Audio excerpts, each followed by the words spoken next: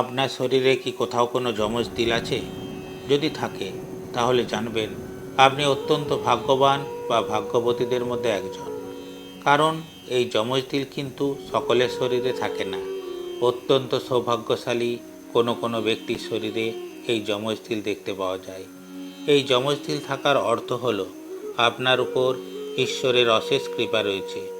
আপনি ঈশ্বরের দ্বারা মনোনীত এমন এক ব্যক্তি যাকে ঈশ্বর তার বিশেষ কোনো কর্মের জন্য এই ধরাধামে পাঠিয়েছেন। আপনার দ্বারা কোনো মহৎ কর্ম সংগঠিত হতে চলেছে।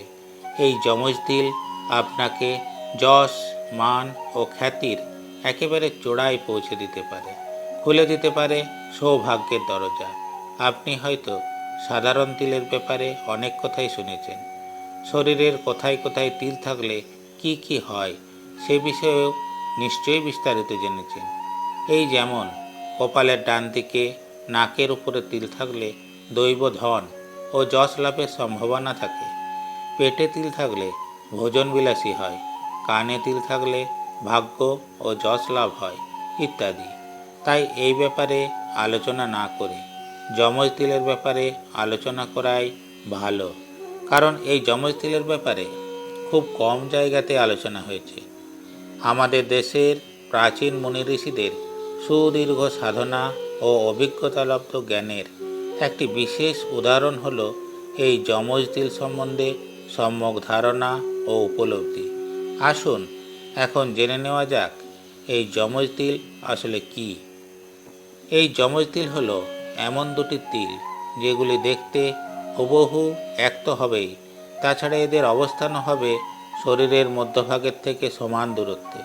ধরুন আপনার পিঠের মেরুদণ্ডের দুপাশে দুটি তিল আছে, যেগুলির আকার আকৃতি হুবহু এক এবং সেগুলি মেরুদণ্ড থেকে ঠিক সমদূরত্বে অবস্থিত। তাহলে এই দুটি তিল হলো যমজ তিল। এরকম তিল আপনার দুই গালে, দুই হাতে, দুই পায়ে, দুই কানে, দুই চোখে, নাকের দুপাশে, কপালের দুপাশে অর্থাৎ শরীরের যে কোনো স্থানেই থাকতে পারে। কিন্তু মোট কথা তিল দুটির চেহারা ও অবস্থান একই হতে হবে। যদি এরকম দুটি তিল আপনার শরীরে থেকে থাকে তাহলে আপনি নিশ্চয়ই ব্যতিক্রমী একজন।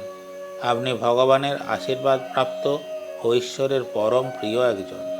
আপনি যদি এরকম যমজ তিলের অধিকারী হন তাহলে কমেন্টে ভগবানের নামে জয়ধ্বনি দিতে ভুলবেন না।